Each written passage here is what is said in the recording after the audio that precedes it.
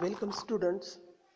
In previous lecture, we are seen thermochemistry, enthalpy of chemical reaction, exothermic and endothermic reactions, standard enthalpy of reaction, thermodynamic standard state, thermochemical equation, and example of thermochemical equation.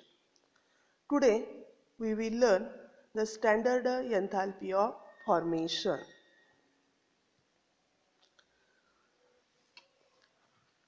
Standard enthalpy of फॉर्मेशनसाठी आपण जे notation वापरतोय delta F(H0). आता हे standard enthalpy of formation बघण्यासाठी आपण एक example घेतोय. कन्सिडर H2 गॅसियस फॉर्ममध्ये प्लस 1/2 O2 गॅसियस फॉर्ममध्ये it forms water in the liquid form, that is in its standard form. इथं लिक्विड फॉर्ममध्ये काय होते, वॉटर तयार होते. आता ही जी रिॲक्शन आहे, ह्या रिॲक्शनची जर आपण एन्थॅल्पी बघितली तर enthalpy of the reaction is -286 kilo joule.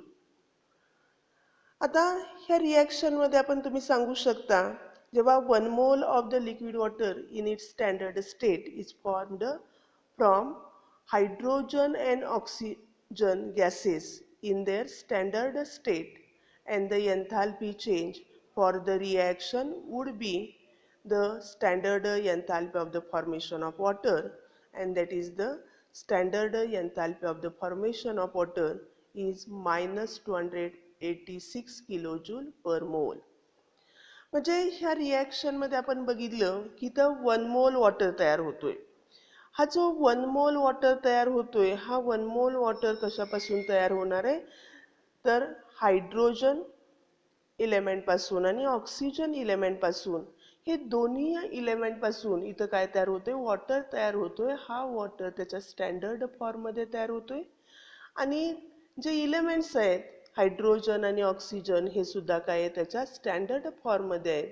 आणि हे 1 मोल वॉटर फॉर्म होत असताना जी आपण रिॲक्शन बघितली आणि त्या रिॲक्शनची एन्थॅल्पी म्हणजेच काय असते, एन्थॅल्पी of the formation of water असते. म्हणजे अशा कुठल्याही रिॲक्शन वरून 1 मोल सबस्टन्स फॉर्म होत असताना किंवा कंपाऊंड फॉर्म होत असताना जो एन्थॅल्पी मध्ये चेंज आहे, त्या एन्थॅल्पी मधल्या चेंजलाच काय म्हणलं जातं, स्टँडर्ड एन्थॅल्पी ऑफ फॉर्मेशन असं तुम्ही म्हणू शकता. आणि मग हे स्टँडर्ड एन्थॅल्पी ऑफ द फॉर्मेशनची डेफिनेशन दिली जाते. Standard enthalpy of the formation of a compound is the enthalpy change that accompanies a reaction in which 1 mole of pure compound in its standard state is formed from its elements in their standard states. म्हणजे त्याच्यामध्ये असणारे element standard स्टेटमध्ये असले पाहिजेत, compound त्याच्या standard स्टेटमध्ये तयार झालं पाहिजे आणि ते 1 मोल असलं पाहिजे. तेव्हा जो एन्थॅल्पीमध्ये चेंज होतो, त्या एन्थॅल्पीमधल्या चेंजला काय म्हणलं जातं, standard enthalpy of the formation असं म्हणलं जातं. आता याच्यावर आपण दुसरं एक्झाम्पल घेऊ शकतो, the formation of 1 mole of the methane in its standard state from the elements carbon and hydrogen in their standard state. म्हणजे इथं आपल्याला काय करायचंय, तर मिथेन गॅस तयार करायचंय. हा मिथेन गॅस तयार करण्यासाठी जे इलेमेंट्स असतात ते इलेमेंट्स कुठले असणार आहे, कार्बन असणार आहे आणि दुसरं हायड्रोजन असणार आहे. आता आपण बघितलं कार्बन त्याच्या स्टँडर्ड फॉर्ममध्ये असतो, म्हणजे कुठल्या फॉर्ममध्ये असणार आहे, ग्राफाइट फॉर्ममध्ये असणार आहे. हायड्रोजन त्याच्या स्टँडर्ड फॉर्ममध्ये म्हणजे गॅसियस फॉर्ममध्ये असला पाहिजे. आणि मग ही जेव्हा रिॲक्शन होते तेव्हा काय होणार आहे, जो एन्थॅल्पीमध्ये चेंज आहे त्या एन्थॅल्पी मधल्या चेंजला काय म्हणलं जातं, एन्थॅल्पी ऑफ द फॉर्मेशन असं म्हणलं जातं. आणि मग ही एन्थॅल्पी ऑफ फॉर्मेशनची व्हॅल्यू बघितली तुम्ही तर enthalpy of formation is equal to -74.8 kilo joule per mole. म्हणजे ही जी रिॲक्शन आहे, ह्या रिॲक्शनमध्ये काय केलं जातं, 74.8 किलो जूल एवढी हीट इव्हॉल्व केली जाते म्हणजे ही काय आहे, एक्झोथर्मिक रिॲक्शन आहे. आता reaction to form a substance from its constant element is a hypothetical. ह्या रिॲक्शन कशा असतात, हायपोथेटिकल असू शकतात. कारण it is not possible to combine the carbon and hydrogen in the laboratory to form the methane.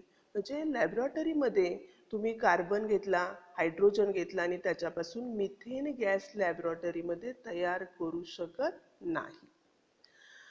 मग आपण इथं बघितले enthalpy of the reaction of the formation of methane cannot be measured directly. It can be calculated by indirect method. म्हणजे इथंचे जर तुम्हाला दिसणारी जी व्हॅल्यू आहे enthalpy of the formation of methane, ही तुम्हाला लॅबोरेटरीमध्ये ही रिॲक्शन घडवून आणता येत नाही आणि त्यामुळे त्याची जी व्हॅल्यू आहे ती तुम्ही डायरेक्ट मेजर करू शकत नाही. त्यासाठी तुम्ही काय करू शकता, ज्या इनडायरेक्ट मेथड आहेत, पुढे आपण त्याचं बघणार आहे हेज लॉमध्ये, त्याचा वापर करून तुम्ही त्याची काय काढू शकता, व्हॅल्यू काढू शकता. अशा पद्धतीनं कुठलाही सबस्टन्स, कुठलाही कंपाऊंड 1 मोल तयार करत असताना जो एन्थाल्पीमध्ये चेंज होतो, त्या एन्थाल्पीमधल्या चेंजला काय म्हणलं जातं, standard enthalpy of formation of the compound. आता हे जे स्टँडर्ड एन्थाल्पीचा उपयोग करून तुम्ही काय करू शकता, कुठल्याही केमिकल रिॲक्शनची काय काढू शकता, एन्थाल्पी काढू शकता. दॅट इज तुम्ही म्हणू शकणार आहे the standard enthalpy of the reaction from this standard enthalpy of formation. म्हणजे कुठल्याही एखाद्या केमिकल रिॲक्शनची एन्थाल्पी तुम्ही standard enthalpy of the formation वरून सुद्धा काय करू शकता, डिटरमाइन करू शकता. Standard enthalpy of formation of compound is used to determine the standard enthalpies of reaction. म्हणजे त्या रिॲक्शन मध्ये जे कंपाऊंड इन्व्हॉल्व झालेले आहेत त्या कंपाऊंडच्या स्टँडर्ड एन्थाल्पी ऑफ फॉर्मेशन वरून तुम्ही त्या केमिकल रिॲक्शनची काय करू शकता, एन्थाल्पी काढू शकता. आणि मग आपल्याला हे काढण्यासाठी आपल्याला काय करायचंय, तर तुम्हाला calculation of delta R H zero from delta F H zero हे आपल्याला काय करायचं आहे, डिटरमाइन करायचं आहे. त्याच्यासाठी आपल्याला काही पॉईंट्स बघायचे आहेत महत्त्वाचे. त्यातला पहिला पॉईंट आहे the standard enthalpy of the formation of element is zero. हा महत्त्वाचा पॉईंट आहे आणि सगळ्यांनी लक्षात ठेवायचं किंवा नोट डाऊन करूनच ठेवायचं आहे. The standard enthalpy of the formation of an element is zero. म्हणजे कुठलाही तुम्ही इलेमेंट घेतला त्या इलेमेंटची standard enthalpy of the formation ही झिरो असते. जेव्हा तुम्हाला याच्यावरून एक्झाम्पल सोडवायचे आहे त्या एक्झाम्पलमध्ये सुद्धा ही व्हॅल्यू दिली जात नाही, कारण standard enthalpy of the formation of element he zero असते आणि तुम्हाला ती माहीत आहे असं कन्सिडर केलं जातं. आणि त्यामुळं हा पॉईंट आपण काय करायचं आहे, नोट डाऊन करून ठेवायचा आहे. त्यानंतर आपल्याला इथं आपण बघितलं की हायड्रोजन घेतला आपण, हा हायड्रोजन काय आहे तर इलेमेंट फॉर्ममध्ये आहे आणि त्याची एन्थाल्पी ऑफ फॉर्मेशन काय आहे, झिरो आहे. इथं क्लोरीन घेतला, हा क्लोरीन मोलेक्यूल जर आपल्याला Cl2 दिसत असला तरी तो सुद्धा काही इलेमेंट आहे आणि त्याची सुद्धा enthalpy of the formation zero आहे. तुम्ही कार्बन घेतला, त्या कार्बनची सुद्धा एन्थाल्पी ऑफ द फॉर्मेशन काय आहे, झिरो आहे. कारण हे जे असणारे सगळे काय आहेत, इलेमेंट्स आहेत आणि इलेमेंटची स्टँडर्ड एन्थाल्पी ऑफ फॉर्मेशन काय असते, झिरो असते. त्यानंतर आपल्याला दुसरा पॉईंट बघायचा आहे, the standard enthalpy of formation of compound is equal to its standard enthalpy. आता standard enthalpy of the formation compound ही कशा एवढी असते, तर त्या कंपाऊंडच्या स्टँडर्ड एन्थाल्पी एवढी असते. आणि म्हणून तुम्ही असंही लिहू शकता the standard enthalpy of formation of compound is equal to enthalpy किंवा स्टँडर्ड एस झिरो लिहिले म्हणून स्टँडर्ड म्हणू शकता, स्टँडर्ड एन्थाल्पी ऑफ कंपाऊंड. म्हणजे त्या कंपाऊंडची असणाऱ्या स्टँडर्ड एन्थाल्पी एवढीच त्याची काय असते, स्टँडर्ड एन्थाल्पी ऑफ फॉर्मेशन असते. आणि मग ह्या गोष्टीचा आपण विचार करून आपण काय करू शकतो, तुम्हाला कुठल्याही केमिकल रिॲक्शनची एन्थाल्पी काढता येते एन्थाल्पी ऑफ द फॉर्मेशन वर. आणि मग त्याच्यासाठी आपण काय करणार आहे, तर आपण एक जनरल रिॲक्शन घेणार आहे. कन्सिडर द रिॲक्शन ह्याच्यामध्ये A moles of reactant A reacts with B moles of reactant B. It forms C moles of the product C and D moles of the product D. ही आपली chemical reaction आहे आणि ह्या chemical रिॲक्शनची आपल्याला काय काढायची आहे, enthalpy काढायची आहे. आणि किंवा पण तुम्ही स्टँडर्ड एन्थाल्पी ह्या केमिकल रिॲक्शनची काढायची असं आपण म्हणू शकतो. आणि मग ही स्टँडर्ड एन्थाल्पी ह्या रिॲक्शनची कशी काढली जाते, standard enthalpy of the reaction is given by, हे इक्वेशन दिलं जातं, द एन्थाल्पी ऑफ रिॲक्शन किंवा standard enthalpy of reaction is equal to एका ब्रॅकेटमध्ये लिहिले C multiplied by the enthalpy of standard enthalpy of C plus D multiplied by standard enthalpy of D minus दुसऱ्या ब्रॅकेटमध्ये दिलेला आहे A multiplied by standard enthalpy of A plus B multiplied by standard enthalpy of B. आता तुमच्या लक्षात येईल की याच्यामध्ये काय आहे, ए आणि बी रिॲक्टंट आहेत आणि सी आणि डी काय आहेत, प्रोडक्ट्स आहेत. आणि मग इथं आपण बघितलंय की हे जे असणारे प्रोडक्ट आणि रिॲक्टंट याच्या काय केलेले आहे, एन्थाल्पीची वजाबाकी केलेली आहे. म्हणजे इथं आपण त्याचे असणारे जे स्टॅइचोमेट्रिक कोइफिशियंट आहे त्याने करस्पॉन्डिंग एन्थाल्पीला मल्टिप्लाइड केलेलं आहे आणि प्रोडक्टच्या एन्थाल्पीमधून रिॲक्टंटची एन्थाल्पी काय केलेली आहे, वजा केलेली आहे.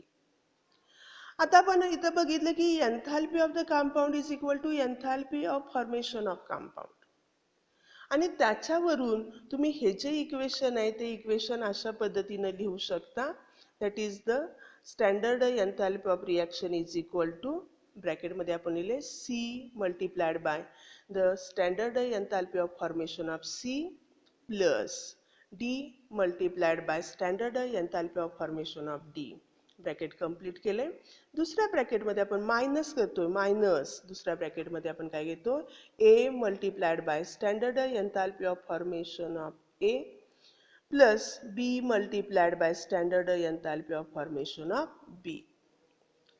आता याच्यावरून आपण काय म्हणू शकतो की इथं आपण काय केलंय, तर सम केलेली आहे, बेरीज केलेली आहे. कशाची बेरीज केलेली आहे, the standard enthalpy of the formation of products and standard enthalpy of formation of reactant.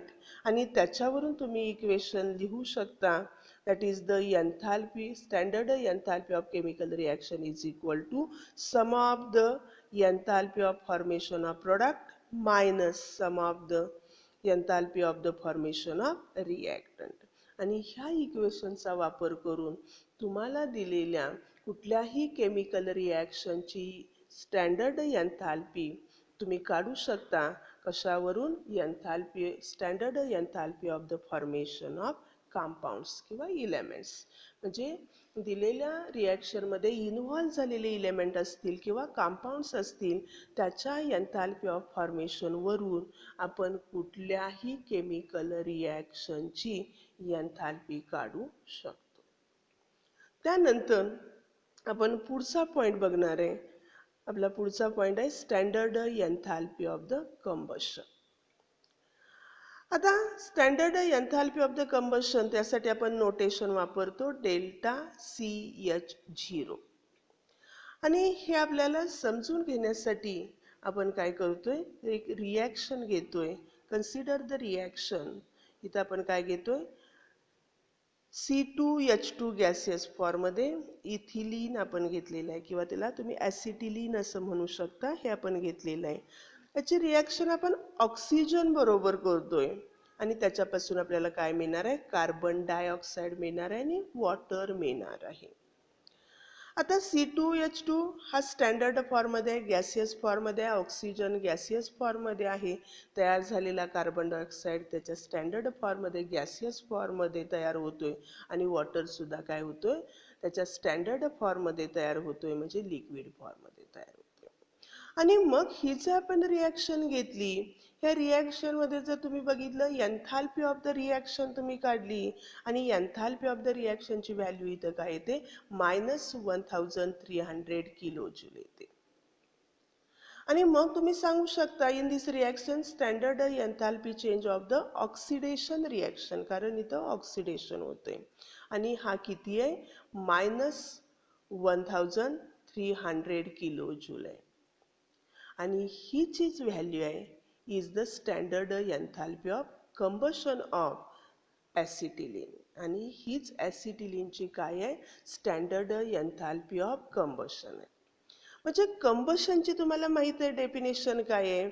दिलेला जो सबस्टन्स आहे तो काय केला जातो? एअरमध्ये किंवा एक्सेस ऑफ ऑक्सिजनमध्ये बर्न केला जातो आणि त्याच रिॲक्शनला आपण काय म्हणत असतो? कंबशन रिॲक्शन असं म्हणतो. आणि मग ही कंबशन रिॲक्शन होत असताना जो एन्थाल्पीमधला चेंज तुम्ही काढणार आहे की जेव्हा तुमचा असणारा सबस्टन्स किती असणार आहे? 1 मोल असणार आहे आणि त्याची ऑक्सिजन बरोबर रिॲक्शन होणार आहे का किंवा तो एअरमध्ये बर्न होणार आहे, तेव्हा जो एन्थाल्पीमध्ये चेंज आहे त्या एन्थाल्पीमधल्या चेंजला आपण काय म्हणतो? Enthalpy of the combustion.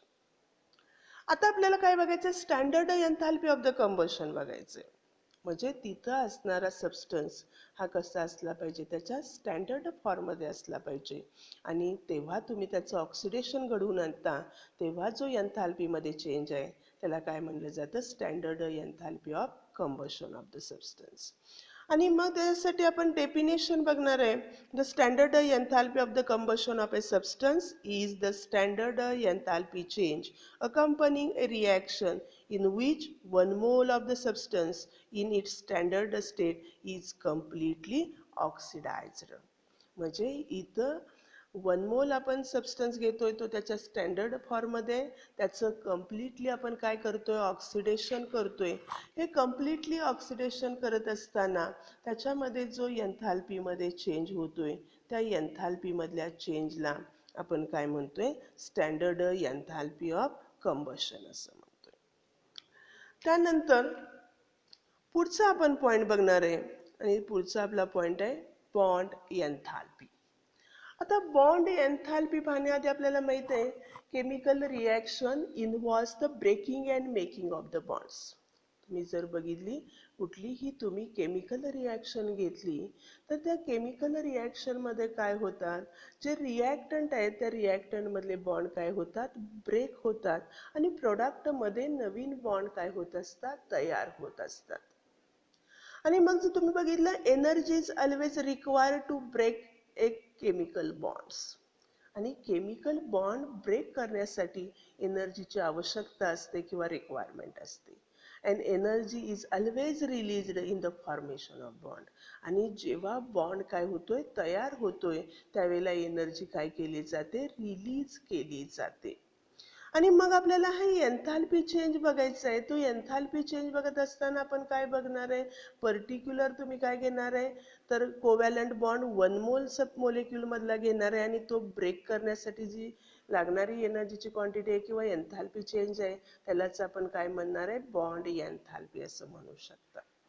आणि मग हे बॉन्ड एन्थाल्पी तुम्हाला समजून घ्यायचे असेल तर त्यासाठी आपण काय करणार आहे? एक एक्झाम्पल बघणार आहे. ते एक्झाम्पल आपण काय बघतोय बघा. Consider the reaction. या रिॲक्शनमध्ये तुम्ही काय घेतले? H2 गॅसियस फॉर्ममध्ये म्हणजे हायड्रोजनचा मोलेक्यूल घेतलेला आहे. आणि हायड्रोजनच्या मोलेक्यूल तुम्ही काय करताय? त्याच्यामध्ये असणारा बॉन्ड हायड्रोजन हायड्रोजन असणारे तुम्ही ब्रेक करताय. म्हणजे त्याचं कन्वर्जन कशामध्ये झालंय? हायड्रोजन ॲटममध्ये झालंय. आणि ही जी रिॲक्शन आहे त्या रिॲक्शनची असणारी एन्थाल्पी दिलेली आहे. Standard enthalpy of the reaction 436.4 kilo joule दिलेली आहे. आता आपण जर बघितलं ही जी रिॲक्शन आहे ह्याच्यामध्ये तुम्ही 1 मोल हायड्रोजन घेतला आणि त्याचं काय केलं? डिकम्पोज्ड केला. त्याच्यापासून गॅसियस ॲटम तयार झाले आणि हे गॅसियस ॲटम होत असताना त्याच्यामध्ये असणारा एन्थाल्पी चेंज हा 436.4 किलो जूल आहे. म्हणजेच तुम्ही म्हणू शकता की त्याच्यामध्ये काय आहे? तर हायड्रोजन हायड्रोजन बॉन्ड आहे आणि तो हायड्रोजन हायड्रोजन बॉन्ड ब्रेक करण्यासाठी लागणारी एनर्जीची क्वांटिटी सुद्धा काय असणार आहे? 436.4 किलो जूल लागणार आहे. आणि म्हणून तुम्ही म्हणू शकता the bond enthalpy of the hydrogen hydrogen bond is 436.4 kilo joule. आणि मग त्याच्यावरून आपण काय देणार आहे तर definition of the bond enthalpy. आणि मग enthalpy change required to break particular covalent bond in 1 mole of gaseous molecule to produce gaseous atom and or radical is called as a bond enthalpy. म्हणजे आपण ही bond एन्थाल्पीची definition बघितली. Enthalpy change required to break a particular covalent bond in 1 mole of gaseous molecule to produce gaseous atom and or radical is called as a bond enthalpy. म्हणजे 1 मोल तुम्ही एखादा gaseous molecule घेतला आणि तो break केल्यानंतर त्याचं तुम्ही कशामध्ये गॅसियस ॲटममध्ये किंवा रॅडिकल्समध्ये तुम्ही त्याचं कन्व्हर्जन करणार आहे. आणि हे करण्यासाठी जी एनर्जीची क्वांटिटी आवश्यक आहे त्या आवश्यक असणाऱ्या एनर्जीच्याच क्वांटिटीला आपण काय म्हणत असतो बॉन्ड एन्थाल्पी असं म्हणत असतो. आता आपण पुढचं एक्झाम्पल घेणार आहे. त्या पुढच्या एक्झाम्पलमध्ये आपण काय करतोय HCl मोलेक्यूल घेतोय आणि हा जो HCl मोलेक्यूल आहे त्याचं काय करणार आहे आपण डिसोसिएशन करणार आहे. HCl मोलेक्यूल डिसोसिएट झाला की त्याचं कन्व्हर्जन कशामध्ये होणार आहे तर हायड्रोजन ॲटममध्ये आणि क्लोरीन ॲटममध्ये होणार आहे. आणि मग इथं जी एन्थाल्पी ऑफ रिॲक्शन ही आहे ती एन्थाल्पी ऑफ रिॲक्शन 431.9 किलोजूल आहे. इथं असणारी एन्थाल्पी ऑफ रिॲक्शन 431.9 किलोजूल म्हणजे 431.9 किलोजूल एवढी या रिॲक्शनसाठी एन्थाल्पीमधला चेंज आहे. म्हणजेच तुम्ही म्हणू शकता ह्या मोलेक्यूलमध्ये एकच बॉन्ड आहेत आणि तो बॉन्ड कुठला असणार आहे हायड्रोजन आणि क्लोरीन असणार आहे. म्हणजे bond enthalpy of the HCl bond तुम्ही म्हणू शकता 431.9 किलोजूल. म्हणजे इथं असणाऱ्या HCl बॉन्डची बॉन्ड एन्थाल्पी किती येते 431.9 किलोजूल पर मोल येते. आता आपण बघितलं की आपल्याकडे जे सबस्टन्सेस केमिकल रिॲक्शनमध्ये भाग घेणार आहेत त्याच्यामध्ये असणारे काही मोलेक्यूल हे कसे असणार आहेत डाय ॲटॉमिक असतील तर काही मोलेक्यूल हे कसे असणार आहेत पॉली ॲटॉमिक मोलेक्यूल असणार आहेत. आता पॉली ॲटॉमिक मोलेक्यूलमध्ये तुम्ही जर बघितलं तर पॉली ॲटॉमिक मोलेमध्ये each covalent bond in poly atomic molecule is associated with its own specific bond enthalpy. Poly atomic मोलेक्यूलमध्ये प्रत्येक बॉन्डची असणारी बॉन्ड एन्थाल्पी ही स्पेसिफिक असते. आणि मग त्याच्यामध्ये जर तुम्ही बघितलं फॉर एक्झाम्पल आपण एक्झाम्पल घेतलं इथं the thermochemical equation for the dissociation of the water molecule. इथं आपण वॉटर मोलेक्यूल घेतलाय म्हणजे हा सुद्धा पॉली ॲटॉमिक मोलेक्यूल आहे. म्हणजे 2 पेक्षा जास्त ॲटम त्याच्यामध्ये आहेत अशा मोलेक्यूलला आपण काय म्हणतो पॉली ॲटॉमिक मोलेक्यूल असं म्हणतो. आणि मग ह्या पॉली ॲटॉमिक मोलेक्यूलमधले जर बघितलं वॉटरचं तुम्ही काय केलं डिसोसिएशन केलं तर त्याच्यापासून 2 हायड्रोजनचे ॲटम तयार होणार आहेत आणि एक ऑक्सिजनचा ॲटम तयार होणार आहे.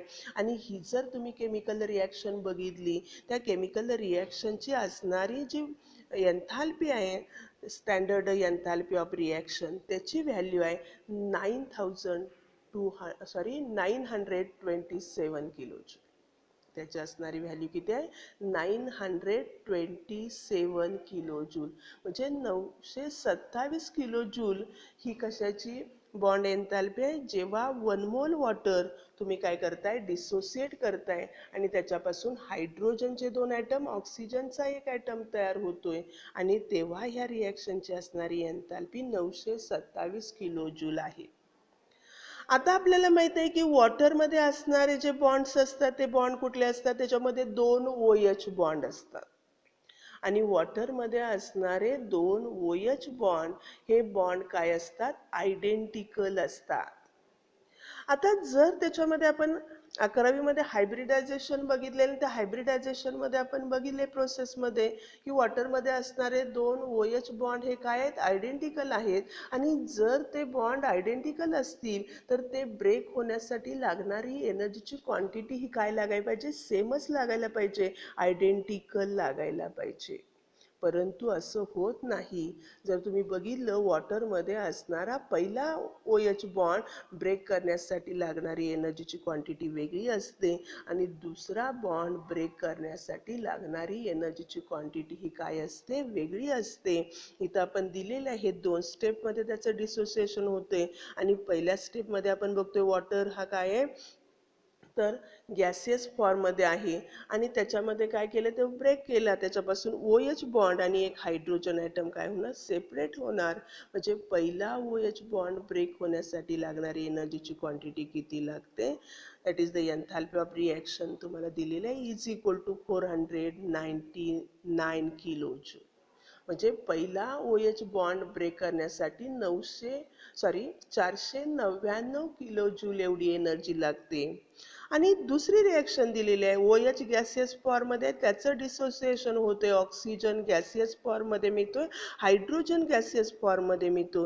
ह्या जी रिॲक्शन आहे त्या रिॲक्शनची स्टँडर्ड एन्थॅल्पी ऑफ रिॲक्शन दिलेली आहे 428 किलो जूल. म्हणजे ह्या रिॲक्शनमध्ये आपण बघतोय की दुसरा जो वॉटरमधला बॉन्ड ब्रेक करण्यासाठी लागणारी एनर्जीची क्वांटिटी लागते ती किती लागते 428 किलो जूल पर मोल लागते. आणि मग आपण बघितलं की ह्या दोन्हीची आपण बेरीज केलेली आहे खाली. जेव्हा बेरीज केली जाते तेव्हा आपण बघतो जी लागणारी एनर्जीची क्वांटिटी आहे ती किती लागते 927 किलो जूल लागते. म्हणजेच आपण सुरुवातीला लिहिलेले आहे वॉटर मोलेक्युलचं डिसोसिएशन करतोय तेव्हा लागणारी एनर्जीची क्वांटिटी काय लागते 927 किलो जूल लागते.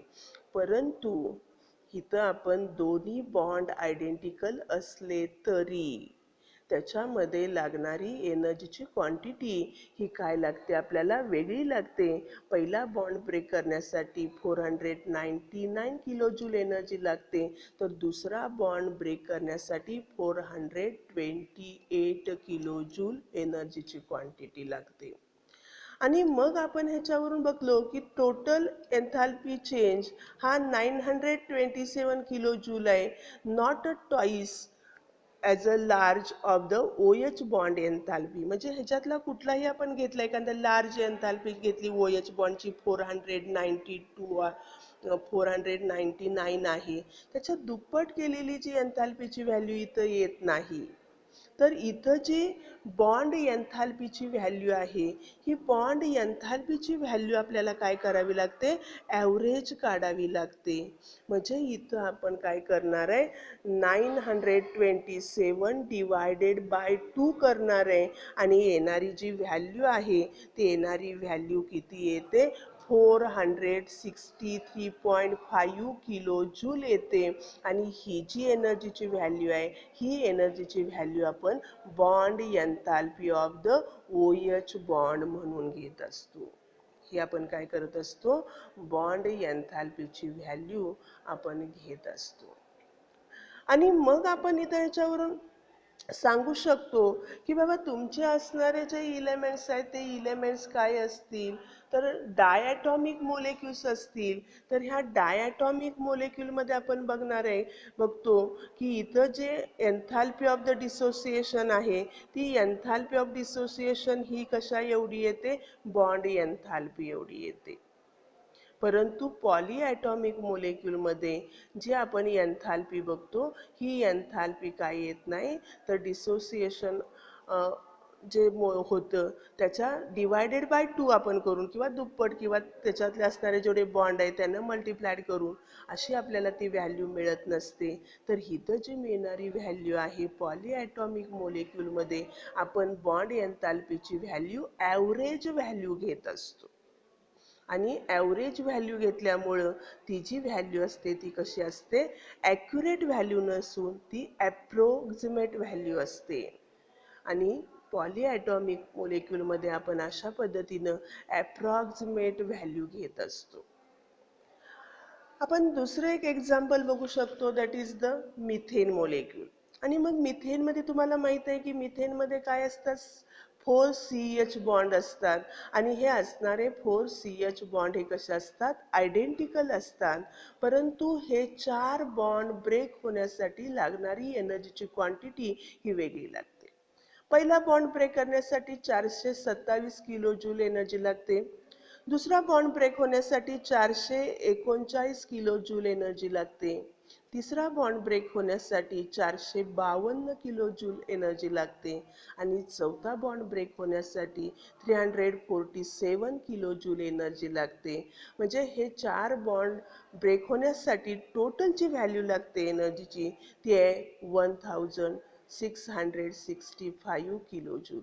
म्हणजे एक मोल तुम्ही काय घेतला, मिथेन घेतला, त्याचं डिसोसिएशन होण्यासाठी 1665 किलो जूल एवढी एनर्जी लागते.